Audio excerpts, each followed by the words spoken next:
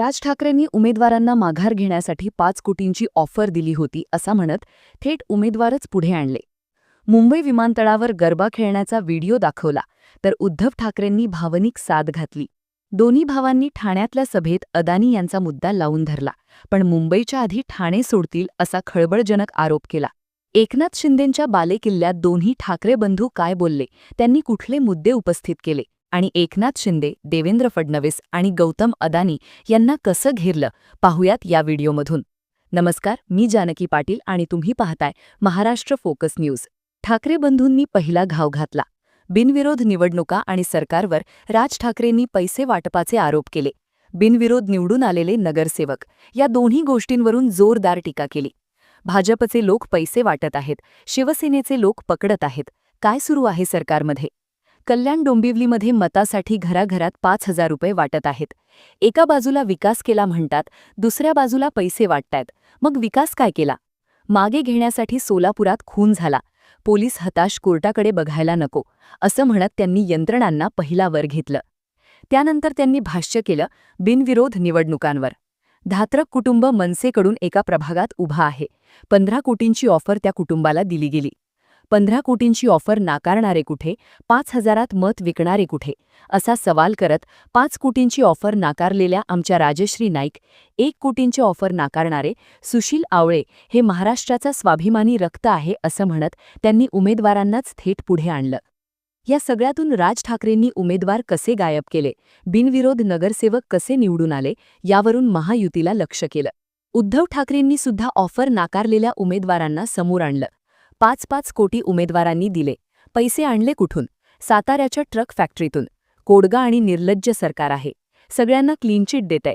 पूर्वीचा भाजप मेलाय हे जाहीरपणे सांगतोय. पालघरमधल्या साधू हत्याकांडामधल्या लोकांना यांनी प्रवेश दिले. इतकी निर्लज्ज आहेत असं म्हणत उद्धव ठाकरेंनी सुद्धा सरकारवर टीका केली. दोन्ही ठाकरे बंधूंनी पुढचा घाव घातला तो शिंदे आणि फडणवीसांवर. राज ठाकरे म्हणाले, फडणवीस आले तेव्हा चांगले वाटायचे. तो रसमलाई सांगतोय. मुंबई आणि महाराष्ट्राचा संबंध नाही.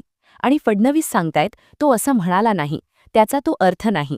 कसंय, खोटं बोलत राहायचं, पण आता खोटं चालणार नाही असं म्हणत राज ठाकरेंनी फडणवीस आणि अणामलाई यांच्या स्टेटमेंटचा एक व्हिडिओसुद्धा दाखवला. यातून फडणवीस डाएट कंट्रोल करण्याचा प्रयत्न कसा करत आहेत आणि तो फोल कसा जातोय हे सप्रमाण दाखवून दिलं. तर एकनाथ शिंदे यांच्यावर टीका करताना घोडबंदरमधली घनदाट जंगलाची 1,000 एकर जमीन एका उद्योजकाला देत आहेत. गणेश नाईकांनी सांगितलं हे होऊ देणार नाही. हा उद्योजक एकनाथ शिंदे यांच्या जवळचा आहे. ताडोबाच्या जमिनीवरून आलेल्या उद्योगपतीच्या खाणीला देऊन टाकले. डम्पिंग ग्राउंड देऊन टाकलं. अदानी बघेल ती मागेल ती जमीन देऊन टाकतायत. यावरून अदानींच्या मुद्द्यावरून सुद्धा त्यांनी एकनाथ शिंदे यांना घेरलं. तर उद्धव ठाकरे यांनी प्रशासन आणि मुख्यमंत्री यांचा काही संबंध नाही. तुम्हाला लुटून हे जातील पैसे घेऊन.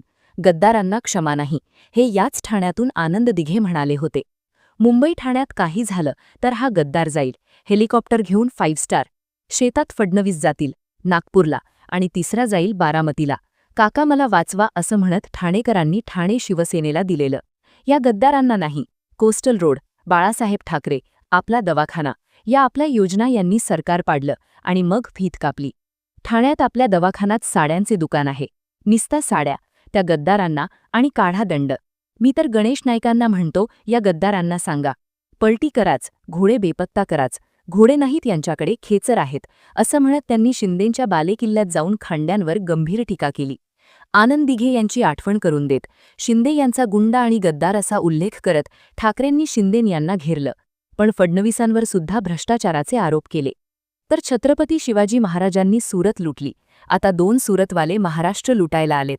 ज्या शिवसेना प्रमुखांनी मोदींना वाचवलं, भाजपला देशाच्या राजकारणात 2 घास खाऊ घातले, ज्या मोदींना आणि भाजपला वाचवलं त्या शिवसेना प्रमुखांची शिवसेना संपायला निघाले असं म्हणत ते मोदी आणि शहा यांना पहिलावर घेतलं. थोडक्यात भ्रष्टाचाराचा मुद्दा काढून आपण केलेल्या कामांची यादी वाचून दाखवत आरोपांवर उत्तरं देत सैन्याने फडणवीसांना मोदी आणि शहा यांच्यासकट ठाकरे बंधूंनी लक्ष केलं. ठाकरे बंधूंनी पुढचा घाव घातला तो गौतम अदानीवर. राज ठाकरे म्हणाले, अदानी आणि माझा फोटो दाखवला. अदानी येऊन गेले घरी. एकदा टाटा, महिंद्रा, अंबानी घरी येऊन गेले म्हणून त्यांचे पाप झाकायचे का? 1.5-2 वर्षापूर्वी ते घरी आले होते. आता घरी आले तर काय हकलून देऊ?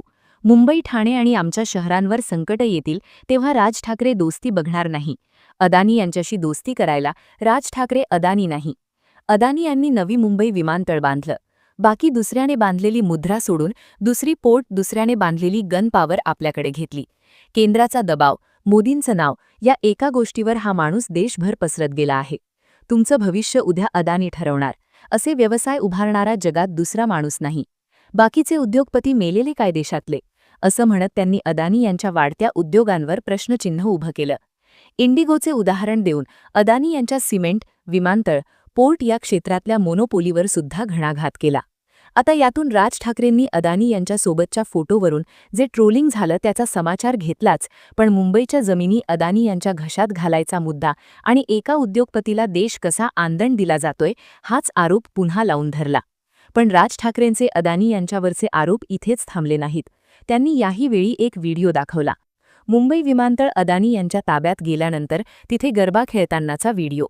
मुंबई विमानतळावर फक्त बोलले, जीव वाचले पाहिजेत, बाकी काही नाही, असा इशारा देत हा महाराष्ट्राची ओळख पुसून टाकण्याचा प्रकार आहे, असं म्हणत अदानी फक्त जमिनी नाही, महाराष्ट्राच्या संस्कृतीवर घाव घालतायत, अशी भावनिक साद त्यांनी मराठी माणसाला घातली.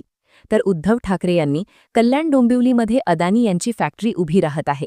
तिथे प्रदूषण होतंय, माझ्या काळात मी थांबवलं होतं. प्रदूषण होतंय तर मी त्यांच्या शेतकऱ्यांना टाळं लावलं, असं म्हणत अदानी प्रदूषण, जमिनी या सगळ्याच बाजूंनी तुम्हाला घेरत आहेत, असा इशारा दिला. सोबतच उद्धव ठाकरेंनी इतर कुणीच नाही पण आम्ही यांच्या बोंडअळी विरोधात आवाज उठवत आहे, कारण आम्ही तुम्हाला बांधील आहोत. अदानी किंवा भाजपला नाही, आम्ही देशभक्त आहोत, मोदी भक्त नाही. या कदाचित शेवटच्या निवडणुका असतील, कारण इथून पुढे तुमच्या निवडणुका तुमचं सरकार कोण ठरवणार, असा प्रश्न उद्धव ठाकरेंनी विचारला. तेव्हा जनतेतून अदानी असं उत्तर आलं. उद्धव ठाकरेंनी या सगळ्यातून अदानी, भाजप, मोदी, फडणवीस आणि शिंदेंना एकाच पिंजऱ्यात उभं केलं. ठाकरे बंधूंनी पुढचा मुद्दा होता तो मुंबई, ठाणे वाचवण्याचा. राज ठाकरे म्हणाले, मुंबई, ठाणे, कल्याण, डोंबिवली ही शहरं गुजरातला देऊन टाकायची हा यांचा डाव. आम्ही ठाण्याचा विकास करू, पण तुम्हाला या ठाण्यात ठेवलं तर ना. ठाण्याचे प्रश्न गुजरात सरकार सोडवत आहे, अशी परिस्थिती येईल, कारण उंबरठ्यावर संकट येऊन उभा आहे. गाफील राहिलात तर कायमचे फसाल, हातातून गेलं तर परत येत नाही. उद्या पोलीस खात्यात, महानगरपालिकेत बाहेरचे लोक भरले जाणार. इथे गुजराती लोक उपस्थित असतील. आमचा तुमच्याशी वाद नाही, पण आमच्याशी भांडायला येऊ नका. तुम्ही सुद्धा हे सगळं गुजरातमध्ये जात आहे त्याला विरोध करा, असं म्हणत जर मुंबई हवी असेल तर हे ठाण्यावर घाव घालणार, असा इशारा राज ठाकरेंनी दिला. स्थानिक अस्मितेची लाईन मोठी केलीच, पण याचवेळी मराठी विरुद्ध अमराठी वादात मराठी विरुद्ध गुजराती हा मुद्दा प्रांतिक अस्मितेच्या मुद्द्यावर पुढे आणला. तर उद्धव ठाकरेंनी बाळासाहेब आणि ठाणे यांचं नातं सांगितलं. बाळासाहेब म्हणाले होते, ठाणे माझं. शेवटच्या दिवसात बाळासाहेब सभा घेऊ शकतील का नाही अशी शंका होती. बाळासाहेब म्हणाले, 2च सभा घेणार, मुंबई आणि माझं ठाणे. बाळासाहेबांनी सभेत शिट्टीवरून आश्वासन दिलं, महापालिका द्या, नाट्यगृह देतो, आणि गडकरी रंगायतन उभं राहिलं. हे बाळासाहेबांचं प्रेम होतं, ठाण्यावरचं. पण आज विकासाची नाही, विनाशाची गती आहे. विकासाचा मुद्दा एका बाजूला ठेवून दुसऱ्या बाजूला बाळासाहेब आणि ठाणे यांचं नातं सांगत उद्धव ठाकरेंनी भावनिक त्यांचा मुद्दा शिंदेंच्या ठाण्यात मोठा केला. यावेळी त्यांनी प्रबोधनकार ठाकरेंचा वारसा सांगितला आणि मुंबई, ठाण्याचा महापौर मराठीच होईल. हे मराठी माणसाला हिंदू समजत नाहीत. आम्ही आधी हिंदू आहोत, पण आमच्या राज्यात आम्ही मराठी आहोत. आमचा लढा आमच्या हक्कांसाठी आहे, कुठल्या भाषेच्या विरोधात आम्ही नाही, असं म्हणत त्यांनी भाषिक ध्रुवीकरण टाळण्याचा प्रयत्न केला, पण विकासाचा मुद्दा पुढे आणत. थोडक्यात या सभेतून दोन्ही बंधूंनी शिंदे, फडणवीस, मोदी, शहा आणि अदानी यांनाच लक्ष केलं, पण सोबतच भ्रष्टाचार, मुंबई, ठाणे तोडण्याचा डाव या मुद्द्यांवर जोर दिला. व्हिडिओ दाखवले, पण राज ठाकरेंनी भाषणात आक्रमकता दाखवली असली तरी उद्धव ठाकरेंनी भावनिक साथ घालायचा प्रयत्न केला. आता ही सभा सुरू असताना शिवाजी पार्कमध्ये महायुतीची सभा पार पडली. त्यात देवेंद्र फडणवीस यांनी दोन्ही ठाकरेंचे जुने व्हिडिओ दाखवत एकमेकांवर हे दोन नेते कसे टीका करत होते हे पुढे आणलं. सोबतच आदित्य ठाकरेंनी आमच्या उमेदवार शीतल गंभीर यांच्याशी चर्चा करावी असं आव्हान सुद्धा दिलं. पण शिवसेनेच्या बालेकिल्ल्यात ठाकरे बंधूंनी दिलेलं आव्हान शून्य आणि फडणवीसांना रुजलं का आणि ही सभा ठाण्याचं वातावरण फिरवलं का? तुमची मतं आणि प्रतिक्रिया कमेंट करून नक्की सांगा. माहितीपूर्ण व्हिडिओज पाहण्यासाठी आपल्या चॅनलला सबस्क्राईब करायला विसरू नका.